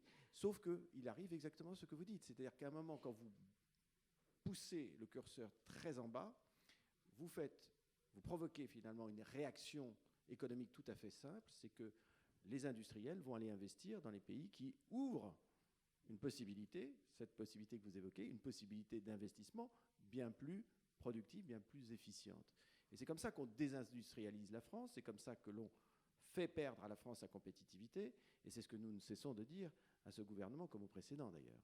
Donc par conséquent, il faut raisonner dans une logique, oui, vous avez raison, il faut raisonner dans une logique où il faut préserver la possibilité de créer de la richesse par l'investissement qui donne de la compétitivité et qui donne de la croissance et donc de l'innovation. C'est effectivement comme ça que ça fonctionne. Alors, est-ce que j'ai une expérience personnelle où je n'ai pas pu faire ? Merci mon Dieu, non. Parce que je fais partie d'un groupe qui a d'abord cette possibilité de développer les médicaments de façon internationale. C'est le cas de la plupart des groupes pharmaceutiques. Et cette innovation n'est pas directement le fruit de ma décision dans mon entreprise en France. Elle est globalisée. Et donc, quelque part, je bénéficie du succès de ces innovations. En revanche, j'ai une triste expérience, pas très lointaine, d'un médicament qui est un progrès, qui n'est pas un médicament fondamentalement innovant, mais qui est un progrès thérapeutique indéniable, qui ne peut pas y accéder à son prix remboursé parce que la France refuse de payer le prix moyen de ce produit dans le reste de l'Europe. Mais c'est un cas relativement banal qui fait que vous arrivez malheureusement à ne pas pouvoir mettre nécessairement ce médicament sur le marché. Je vous rassure tout de suite, quand ce sont des médicaments très innovants, cette situation ne se produit pas. Vous l'avez vu dans le cadre de l'hépatite C, même quand ça coûte cher, l'État sait prendre en charge ces médicaments-là. C'est plus le cas de médicaments qui ne sont pas forcément des grandes innovations, mais qui améliorent néanmoins ce qui existe déjà. Merci. Madame, juste derrière voilà, derrière vous. Bonjour, je m'appelle Isabelle Bézère et en écoutant votre débat passionnant, il y a un mot qui m'est venu à l'esprit, c'est la responsabilité. Et j'aimerais savoir si, et notamment à travers le principe de précaution, mais pas que, comment vous situez la responsabilité par rapport à l'audace? Bien, je pense que là, vraiment, le penseur qui peut nous aider, et peut-être l'avez-vous à l'esprit, c'est Max Weber, quand il oppose l'éthique de la conviction et l'éthique de la responsabilité. Et d'une certaine façon, ces deux figures de l'éthique, la première qui est celle de l'énergie de l'engagement, qui est celle de la vision, qui est celle de l'avancée, qui est celle du mouvement, et donc de défendre un certain nombre d'idées. Ça peut être des avancées technologiques, ça peut être du management, ça peut être de la science, ça peut être de la morale. Et on va avoir des personnalités qui vont comme ça s'engager durablement pour défendre une conviction. Il y a dans cette énergie-là, j'allais dire, ce que l'on gagne en visée vers la durée, on le perd parfois en lucidité latérale.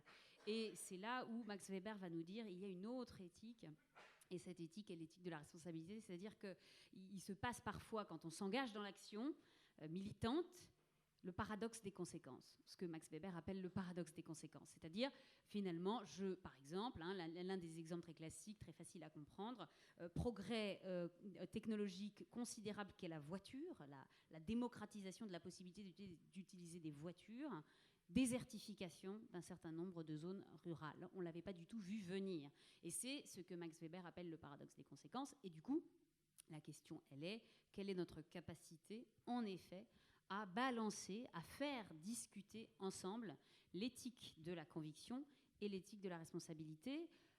C'est intéressant parce que Max Weber ne fait pas de hiérarchie. Il ne dit pas la conviction c'est vraiment formidable, on va faire des superbes articles et des superbes débats avec des gens convaincus. Les gens responsables, c'est un peu des comptables, quoi. Ils sont là en train de calculer ce que ça a finalement rapporté ou pas rapporté. Ah bah oui, mais il y a eu quand même tel problème, etc. Non, les deux éthiques à ses yeux sont de la même importance. Vous avez tout à fait raison. L'éthique de la responsabilité, elle est moins engageante immédiatement, mais elle est nôtre aussi. Et y compris, bien sûr, dans des progrès, vous l'avez soulevé, mesdames, le progrès technique, avec ses conséquences parfois imprévues. Alors, qui n'a pas en tête, par exemple, la question de la conviction qu'il faut faire durer plus la vie ou sauver plus les nouveau-nés? La médecine le fait. Quels sont le sort de ces nouveau-nés, parfois, qui se retrouvent vivants dans des conditions de handicap très sévères? Quelle est la qualité de vie dans les derniers jours d'une personne dans une maison de retraite ou à l'hôpital quand les antalgiques ne sont pas si clairement que ça acceptés et quand on sait très bien le non-déploiement de la loi Leonetti en France aujourd'hui. Donc vous posez, à mon avis, la question du dialogue permanent et essentiel entre l'éthique de la conviction et l'éthique de la responsabilité. Si je peux ajouter, vous posez une très belle question, madame.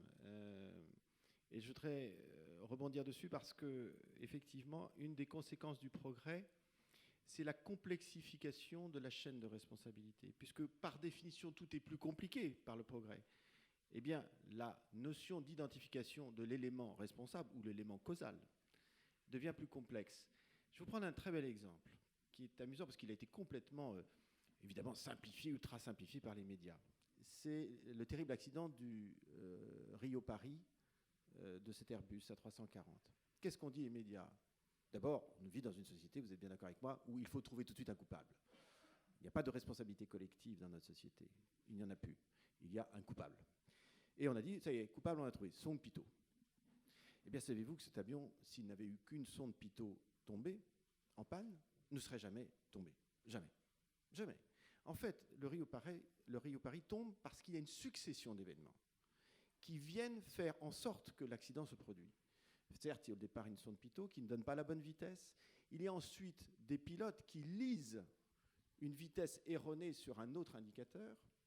Ils se retrouvent dans des conditions météorologiques exceptionnelles, avec un vent arrière qui pousse l'avion à une vitesse supérieure à celle à laquelle ils lisent. Ils décrochent par survitesse et non pas par sous-vitesse.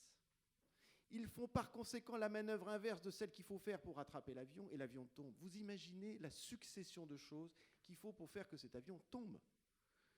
Et qu'est-ce qu'on aura retenu? Un Airbus est tombé à cause d'une sonde pitot en panne. Eh bien, la question que vous soulevez, madame, est la merveilleuse question de la responsabilité collective.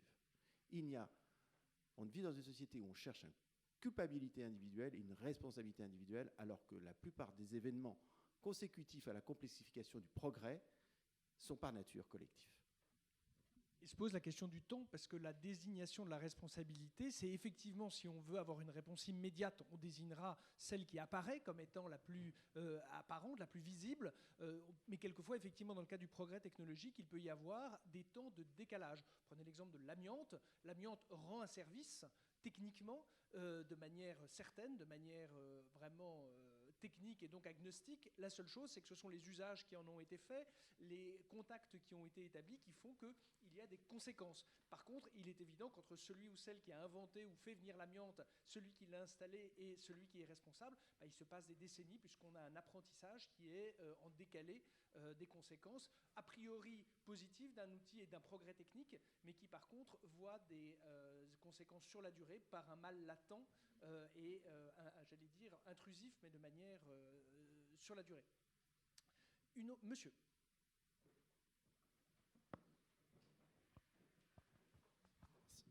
Bonjour, étudiant en subbiotech aussi, et en management de l'innovation, un peu différent. Et vous avez parlé d'entrepreneuriat social, d'économie solidaire, et j'ai envie même de rajouter l'économie du partage. Et le sujet, j'ai envie de me demander comment les gens, comment les entrepreneurs sociaux, comment les étudiants, comment la population en général peut-elle être moteur du progrès? Elle l'est. Elle l'est, vous l'êtes évidemment. C'est-à-dire que... Mais dans quelle mesure? Comment on peut le développer? Comment on peut porter cela beaucoup plus haut auprès, par exemple, des décideurs politiques? Ou comment on fait pour faire porter cette parole, la fédérer? Et... Voilà, vous avez dit le mot. La difficulté, elle est, encore une fois, elle n'est pas dans le vivant convaincu individuel. Patrick vient d'évoquer la question de la responsabilité collective. Un des problèmes de l'éthique de la conviction, c'est qu'il s'accommode parfois mal des autres convaincus. Les associations, comme les autres êtres humains qui défendent le plus noble, aiment être parfois en position de faire entendre leur voix. Et l'une des difficultés, c'est qu'il faut qu'il y ait une coopération et que porter une parole auprès des décideurs, ça veut dire accepter de reculer de ce modèle de visibilité et de reculer pour être avec d'autres dans une ligne partagée. Et ça n'est nullement évident, pas plus pour les humanitaires que, alors souvenez-vous par exemple des désastres d'Haïti, souvenez-vous de certains désastres naturels, vous avez une rivalité de l'humanitaire qui se déploie sur le terrain. Tout le monde arrive avec ses camions, tout le monde arrive avec ses fonds. On prend le tsunami, mais on pourrait en prendre d'autres, où il y a, c'est pas le problème du déploiement d'énergie, de la créativité, de la bonne volonté, etc.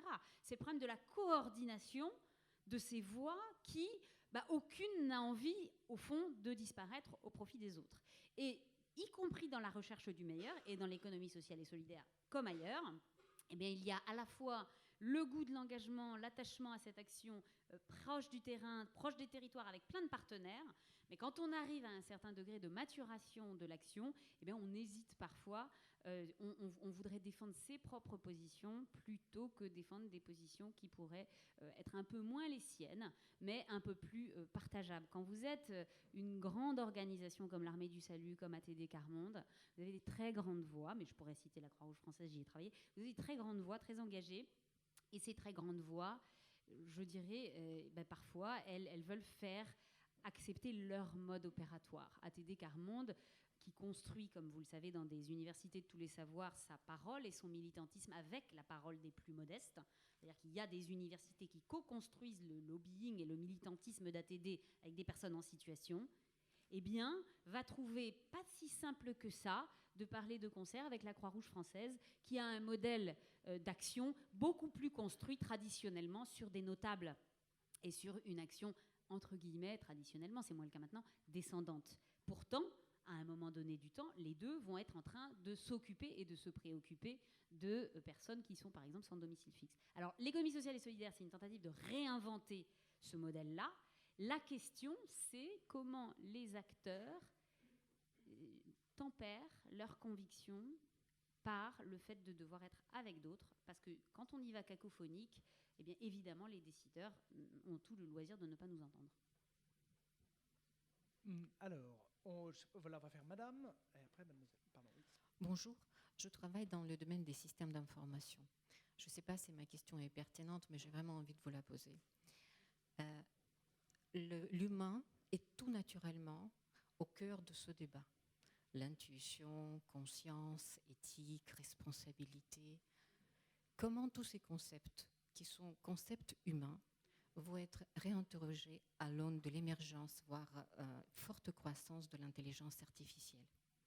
Ça veut dire que nous sommes aujourd'hui juste au début de prise de décision par l'intelligence artificielle, quel que soit le domaine. Je ne sais pas si l'audience a entendu qu'un des fonds d'investissement à Hong Kong a nommé au conseil d'administration un robot dont la voix compte autant que celui des êtres humains qui, eux, ont des concepts tels que nous les avons décrits.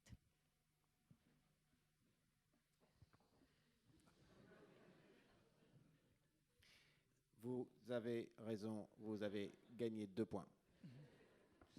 Je crois que tant qu'on inclut cette intelligence artificielle parmi d'autres, il n'y a pas de risque que ce soit plutôt plus ou moins arbitraire que quand vous faites une assemblée sur la problématique qu'on vient d'essayer de traiter, de personnes très très convaincues qui doivent s'entendre. Moi, si vous voulez, les progrès de l'intelligence artificielle qui permettent à un médecin d'avoir un certain nombre de calculs de probabilité et ensuite, lui, d'être pas du coup préoccupé par un certain nombre de questions, mais plus dans la clinique et en face avec son malade, ça ne me pose pas de problème. Il y a quand même énormément de progrès de l'intelligence artificielle, de la mise en connexion d'un certain nombre d'informations, y compris sur une personne humaine, qui facilite le travail et normalement devrait laisser, j'allais dire, encore plus de place au contact. Donc la question, c'est comment on tempère. Et la question que posait tout à l'heure Patrick sur la loi de bioéthique, je la retrouve ici, c'est-à-dire comment on fait en sorte que l'intelligence artificielle ne soit jamais la seule. Mais à mon avis, l'intelligence artificielle ou celle d'Adolf Hitler, jamais la seule. Donc le totalitarisme de personne, ni des convaincus, ni des robots. En tout cas, ce qui est certain, c'est que la technologie, et c'est là où effectivement votre interpellation est salutaire, c'est qu'on voit maintenant que des métiers qu'on n'envisageait pas du tout être transférables, même le métier de chauffeur de taxi. On aurait dit, bah non, chauffeur de taxi, ça c'est un vrai métier, il faut bien déplacer quelqu'un d'un point A à un point B. Il s'avère que la société qui fait débat, qui fait discussion, Uber pour ne pas la nommer, qu'est-ce qu'elle est ? C'est pas une entreprise de taxi, c'est une entreprise qui fait une application. Et en fait, elle transfère. D'ailleurs, la preuve, c'est qu'aujourd'hui, elle le fait avec des taxis. Et ce qu'elle propose déjà en Californie, c'est la livraison de vos courses, puisque, en fait, elle est une application qui sait gérer un déplacement d'un point A à un point B. Donc, que ce soit un passager ou que ce soit un sac de provisions, il n'y a pas vraiment de différence. Mais il est bien évident qu'à elle, cette société, il ne lui revient pas de gérer des chauffeurs, de gérer des accidents, de gérer un parc automobile. Ce n'est pas son affaire. Elle va transformer à une activité économique que l'on pensait à l'abri de la technologie. Et puis, on s'aperçoit que le métier d'avocat, aujourd'hui, un avocat peut, un certain nombre de prestations de conseils juridiques sont automatisées, même à partir de sociétés françaises, j'allais dire pour des cas simples, des consultations basiques. Pourquoi ? Parce que, évidemment, de toute façon, il faut simplement, ça peut être vu comme un progrès, et puis ça peut être vu comme une fragilisation. Pourquoi ? Parce que vous aviez des jeunes avocats qui débutaient dans la carrière avec ces petites affaires qui ne sont peut-être pas des grands moments de la construction judiciaire et juridique, mais qui leur permettaient déjà de vivre. Vous avez barreau de Paris, 25 000 avocats au barreau de Paris, hein, donc ils ne sont pas tous dans les grandes affaires et dans les grandes plaidoiries. Comment on fait vivre cela ? Et on s'aperçoit que même jusqu'à la prostitution, on apporte comme réponse évidemment à la violence faite aux hommes, faite aux femmes qui sont contraintes de se prostituer, la réponse technique qui est de dire, voilà, nous on sait faire des robots qui permettent de rendre ce service, cette prestation technique sexuelle, ça fonctionne. Je ne demanderai pas de témoignage ici dans la salle, mais ça fonctionne. Donc effectivement, qu'est-ce que vous voulez dire par ça fonctionne ? Avez-vous essayé ? des clients satisfaits et réguliers ont témoigné de leur satisfaction. Moi, j'aimerais bien voir le profil psychique de ces personnes qui ont témoigné.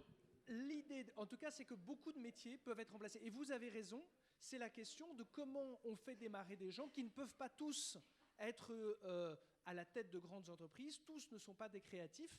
Je renvoie, alors après, c'est un vrai sujet de société. Pourquoi ? Je vous renvoie au livre, alors cette fois-ci, on a cité différents ouvrages de Pierre Bélanger sur la souveraineté numérique, qui dit, effectivement, les technologies peuvent tuer la classe moyenne. Et c'est vrai que c'est une vraie question de savoir quelle est la contribution de chacun au progrès, parce que, effectivement, si votre métier est juste d'apporter une prestation automatisable, très sincèrement, un ordinateur sait le faire mieux que vous, parce que lui, il ne dort pas, il ne prend pas de vacances et il ne tombe pas malade. Donc, en tout cas, dans la limite des réparations qui peuvent lui être apportées. Et donc, en tout cas, on voit effectivement que cette notion de progrès, la question est de savoir, c'est effectivement, il y a beaucoup de choses que la technologie peut faire, peut substituer, mais qu'est-ce qu'on fait de la collectivité humaine qui, elle, alors sans manquer d'ambition, et c'est pas lui jeter, mais effectivement a dans son existence la réalisation d'un métier, d'une tâche qui peut être répétitive, qui peut être, et qu'on aspire à faire progresser, à évoluer, à rendre moins douloureuse et plus confortable, mais il n'empêche que, évidemment, à ce jeu de la comparaison, le robot assure l'automatisation, la systématisation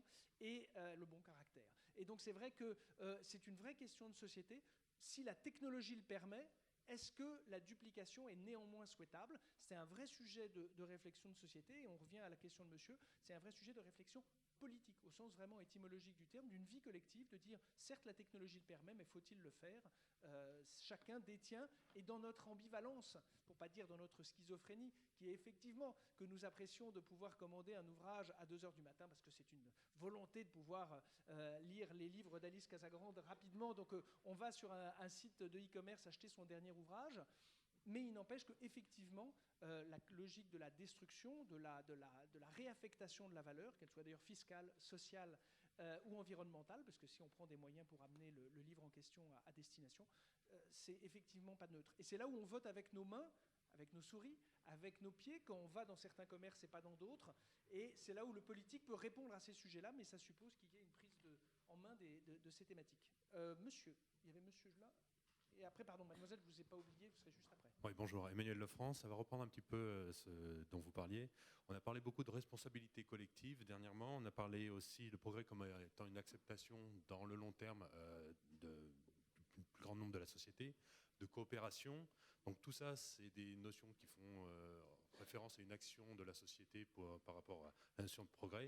Et je voulais savoir si ça ne s'entendait pas que le progrès ne pouvait être développé qu'à partir du moment où on est dans un environnement démocratique où la société peut s'impliquer. Non, je ne crois pas du tout. Je crois que ça dépend de quel progrès vous parlez, mais je crois qu'il y a eu des progrès scientifiques, des réalisations artistiques absolument magnifiques dans des sociétés pas du tout démocratiques. Donc je ne crois pas que la démocratie soit nécessairement le terrain le plus fertile du progrès au sens large. Je pense que c'est, pour moi, le lieu du progrès social et moral, ça oui, ça incontestablement. Mais après, alors, on pourrait revenir au discours de Rousseau sur les sciences et les arts. Hein, on pourrait se reposer un certain nombre de questions du lien entre les régimes politiques et puis quelle est la nature du progrès que nous avons en tête. Moi, à mon avis, il y a des moments où on est beaucoup plus efficace momentanément quand on est beaucoup plus restrictif sur la liberté.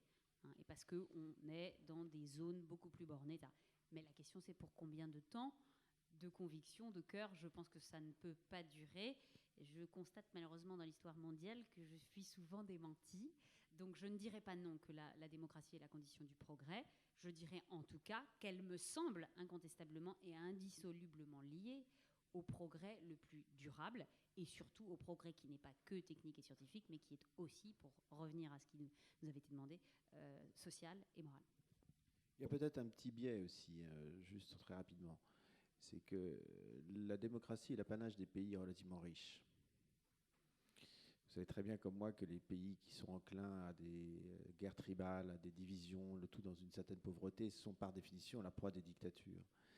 Et je crains que le biais soit celui-là, parce que le premier moteur quand même du progrès, c'est la richesse. Et il faut de l'argent pour faire du progrès. y compris du progrès social, hein, contrairement à ce qu'on pourrait croire. Le progrès social n'est pas non coûteux, il a un coût. Et donc, j'irai un peu dans votre sens, mais pas forcément pour la raison que vous évoquez. C'est-à-dire que je pense qu'il y a un lien, et donc un biais, entre la démocratie et la richesse des pays, et que par conséquent, c'est peut-être ça qui fait, c'est cette alchimie-là entre les deux, qui fait qu'il y a peut-être une dynamique de progrès plus forte dans ces pays-là. Et j'ai envie de dire, les pays pauvres qui sont soumis, hélas, parfois à des régimes plus totalitaires, ou plus radicaux en tout cas, sont peut-être d'abord, à mon avis, plus victimes de leur pauvreté que du régime en tant que tel. Bonjour, je m'appelle Lila Louise Maréchaux, je suis élève avocate en droit des industries de santé. Je voudrais revenir sur le sujet de la responsabilité. J'ai l'impression qu'il y a une difficile conciliation entre une envie de la société d'un progrès perpétuel. On voit d'ailleurs que, je veux dire, la plupart des personnes sont fascinées par les progrès technologiques et notamment dans le secteur de la santé.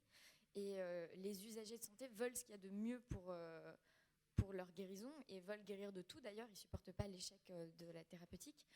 Comment concilier ça avec une certaine virulence dans la recherche d'un responsable en cas d'effets secondaires indésirables et justement cette intolérance aux effets secondaires inhérents finalement à la technique? Est-ce qu'il n'y a pas un problème de pédagogie auprès du public de rappeler un peu finalement qu'on ne peut pas avoir le beurre et l'argent du beurre quelque part? Oh, que vous avez raison. Mais c'est pas le beurre et l'argent du beurre, je trouve que c'est pas la bonne formule, honnêtement. La question, et c'est valable pour n'importe quoi, y compris la santé, c'est qu'à partir du moment où vous voulez atteindre un certain niveau de bénéfice et que ce niveau de bénéfice, il est inhérent à un certain risque, vous en acceptez les deux, pas juste que l'un. Par conséquent, ce qui est important, mais je crois que la plupart des patients qui sont dans le dialogue singulier avec leur médecin comprennent. Lorsque vous avez malheureusement un cancer, je pense cancer de la prostate chez l'homme ou un cancer du sein chez la femme, qui sont les deux cancers les plus fréquents, on va introduire un certain nombre de médicaments, de chimiothérapie pour vous guérir, et vous allez guérir. C'est quand même la bonne nouvelle du siècle. On guérit du cancer du sein, on guérit du cancer de la prostate, dans des proportions considérables, au prix d'un traitement qui va avoir des effets secondaires. Et donc, par conséquent, il faut accepter ce risque. Certains sont plus sérieux que d'autres, mais au moins, ils ont le mérite d'être inférieurs aux bénéfices. Ce qui n'est pas acceptable, c'est deux choses. Ce qui n'est pas acceptable, c'est que le patient ne soit pas informé de ce risque. Et donc, c'est la raison pour laquelle il faut que les médecins jouent leur rôle, les soignants jouent leur rôle, et que l'industrie du médicament soit transparente sur le risque des produits qu'elle met sur le marché. C'est le principe de la pharmacovigilance, c'est le principe de la transparence dans les notices et dans la publication des avis qui sont des avis de transparence, qui sont les RCP sur Internet que vous pouvez consulter. Mais c'est surtout le médecin qui doit le faire.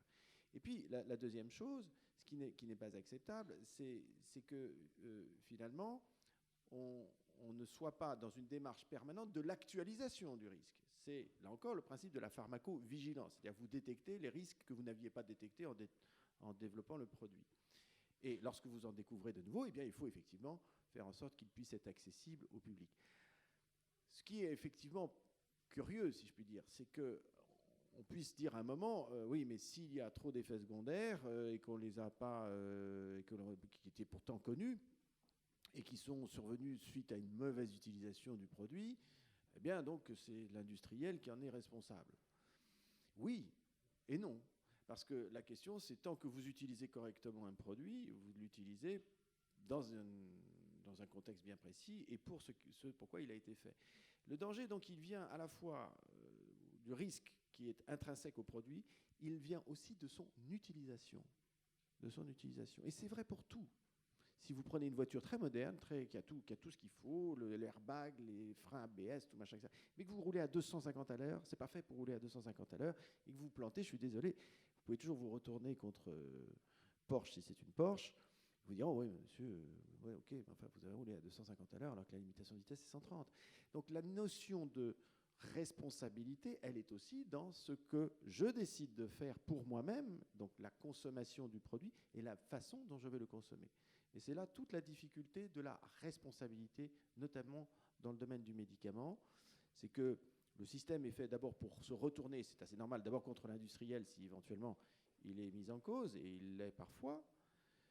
Mais ce faisant, on oublie parfois, trop souvent même, que la responsabilité de la condition d'utilisation, donc la prescription, la responsabilité de la façon dont le patient a accès à ce médicament ne sont pas négligeables non plus. On revient à mon histoire de l'Airbus, c'est-à-dire que c'est rare que vous ayez un drame ou un accident médicamenteux qui soit lié à un effet causal, un seul effet causal. C'est extrêmement rare. C'est généralement une accumulation de bêtises, de fautes, d'erreurs. L'affaire Mediator, pour ne pas la nommer, n'échappe pas à cette règle. Je ne suis pas tout à fait d'accord avec votre présupposé, donc j'ai envie de vous le dire, que les gens veulent toujours le mieux partout, le plus, etc. Moi, ce que je constate, c'est qu'il y a deux expériences humaines absolument fondamentales qui traversent les très graves accidents ou maladies, qui sont la peur de la douleur et la peur de la solitude, et que ces deux peurs viennent nuancer de façon très significative chez les personnes ou chez leurs proches le souhait que la technologie et le mieux et le plus possible soient mises en œuvre. Donc vraiment, je serais beaucoup plus nuancée que vous sur le fait d'un extrémisme des personnes face à la maladie, face à l'accident, face à ce que peut la science. On a des réactions devant les yeux dans les hôpitaux ou dans les établissements qui accueillent des personnes extrêmement vulnérables, qui vieillissent, où on peut intervenir et où vraiment la parole qui dit « est-ce que c'est bien la peine ?» est une parole humaine très fréquente. Oui, mademoiselle. Alors on va faire monsieur et après mademoiselle. Oui, bonjour, Jean-François Thébault, je suis médecin. Je commande toujours mes livres chez mon libraire du coin, parce que c'est un acte de résistance civique, citoyenne, et jamais par Internet. En tant que médecin, j'aime pas beaucoup l'audace, parce que généralement, quand on prend des risques, c'est le patient qui trinque. Donc on est très conservateur et très réservé vis-à-vis de l'audace. Vous avez beaucoup insisté, Madame Casagrande, sur la nécessité d'améliorer les organisations vis-à-vis du progrès social, et c'est absolument fondamental. Vous l'avez dit à plusieurs fois, et je partage tout à fait ce point de vue. À l'autre bout, au contraire, on a actuellement des programmes, des projets complètement, on va dire, utopiques peut-être, qui sont de vaincre la maladie, non seulement la maladie, mais vaincre la vieillesse, vaincre la mort de la mort, et notamment avec les projets mis en place par les grandes firmes d'informatique, hein, les GAFA. Il n'y en a qu'une qui s'implique à ce point. Non, il y en a Google. plus. Non, vraiment. Oui, vraiment. non. Dans Calico, ils sont plusieurs à avoir mis au fonds d'investissement. Est-ce qu'à votre avis, ça va être un vrai progrès technique ou c'est simplement une utopie prométhéenne d'une bande de happy few milliardaires qui sont atteints par le syndrome de Peter Pan? Ah, cher confrère, je partage tellement votre avis. Et je vais vous dire pour deux raisons. D'abord, c'est que la mort de la mort, pour moi, est un non-sens. C'est-à-dire que si vous supprimez la mort à la vie n'a plus de sens. Donc je ne comprends même pas que certains aient l'idée de la supprimer. C'est une triste nouvelle pour eux. Ça veut dire que leur vie n'a pas de sens, n'a pas de réalité. Moi, je vais vous dire, l'audace, et c'était un peu la conclusion que je voulais garder, mais je vais vous la livrer maintenant parce que vous me tendez tellement bien la perche. L'audace, c'est de s'asseoir au lit du malade, de l'écouter et de l'examiner. Nous serons morts, cher monsieur. Alors ça n'est pas très grave. C'est effectivement la logique du projet transhumaniste qui est de dire que l'homme n'est qu'après tout une composée de cellules qui peuvent être substituées, remplacées, nourries par l'information de vos antécédents familiaux, de vos caractéristiques physiques et de votre vie quotidienne, ce que vous mangez, le sport que vous faites ou que vous ne faites pas, l'activité humaine que vous avez. Et effectivement, l'idée par anticipation de remplacer par pièce. C'est cette utopie ou en tout cas cette ambition, mais qui effectivement comporte une logique de philosophie très forte parce qu'elle nous met dans des circonstances auxquelles nous n'avons pas été confrontés jusqu'à présent. Il y avait, mademoiselle au deuxième rang. Donc Camille Grandmougin, étudiante à Ionis STM avec une spécialisation dans le diagnostic précédemment. Et donc ma question va surtout s'adresser à Monsieur Erard. Pensez-vous qu'un progrès majoritaire dans les entreprises du médicament va être le diagnostic? Et si oui, comment expliquez-vous alors que très peu d'entreprises du médicament soient assez audacieuses pour investir dans le diagnostic? Pour citer un chiffre parmi tant d'autres, le diagnostic représente uniquement 4% du chiffre d'affaires en 2013 des entreprises de l'industrie de la santé, alors qu'à mon avis, c'est un des plus grands progrès qui va arriver dans les prochaines années sur les entreprises du médicament et dans la prise en charge des patients. Oui, parce que vous ne comptabilisez qu'une partie de ce qui relève du diagnostic. Parce que si vous ajoutez à ça tout l'investissement qui est fait dans la robotique, dans l'imagerie médicale, dans la numérisation de l'imagerie médicale, si vous ajoutez tout ce qui relève également des éléments qui permettent de faciliter des biopsies, c'est-à-dire dans toute la technologie qui est autour du diagnostic, c'est en réalité beaucoup plus d'investissement que ça. La particularité du diagnostic, c'est qu'il est beaucoup plus diversifié dans sa technologie que le médicament. Le médicament est concentré autour de deux choses, qui est la chimie et la biotechnologie. C'est essentiellement là-dessus, c'est les deux pôles du médicament. Le diagnostic, c'est beaucoup plus éparpillé. Vous avez du biologique, hein, c'est les prises de sang, c'est tout ce qui c'est tous les tests qui servent à analyser les prises de sang. Vous avez du diagnostic imagérique, hein, donc c'est l'imagerie médicale. Vous avez du diagnostic qui peut être également lié à de la technologie immunologique, cellulaire, etc. Donc c'est beaucoup plus diversifié. Le chiffre que vous citez touche uniquement l'industrie du diagnostic dit biologique. Donc il y a beaucoup d'investissements qui sont faits. Il y a aussi un élément qui est particulier, c'est que le diagnostic a saturé plus vite que le médicament.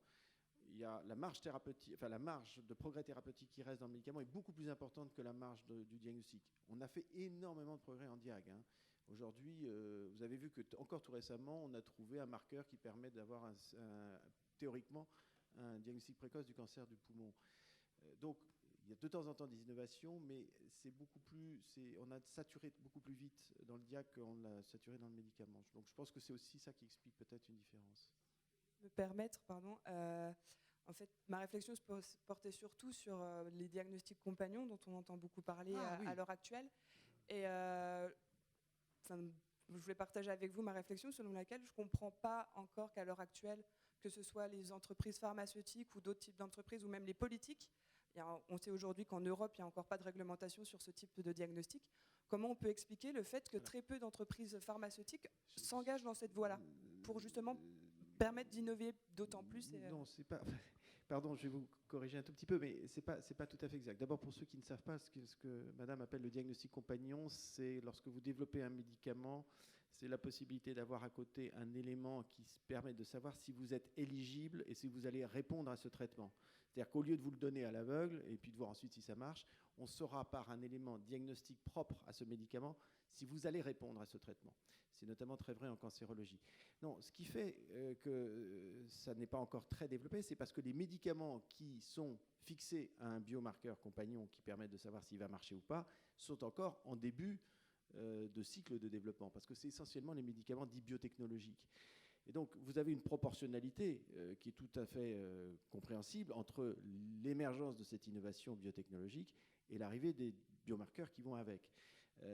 Mais dans l'avenir, dans 10 ans, je vous fais la prédiction que ça deviendra l'essentiel des nouveaux traitements qui conduiront à ce qu'on appelle la médecine personnalisée, c'est-à-dire, je ne vous le souhaite pas bien évidemment, mais si vous êtes atteint un jour d'une maladie tumorale, on saura par l'analyse des marqueurs, vous savez, rappelez-vous ces petits antigènes dont je vous parlais tout à l'heure sur la surface des cellules, on comprendra quels sont les marqueurs que vous avez dans votre tumeur et on saura par avance si le traitement qu'on va vous donner va fonctionner. Et ça, effectivement, c'est l'avenir et c'est un vrai progrès qui va surtout être un double progrès d'efficacité puis progrès d'éviction de gâchis et de perte de chance, c'est-à-dire d'éviter de donner des traitements inutiles. Merci. Je vais être obligé, avec ce rôle très ingrat qui est le mien, de lever la séance. Mais en tout cas, avant de cela, je tiens à remercier Alice Casagrande et Patrick Erard de s'être prêtés à cet exercice.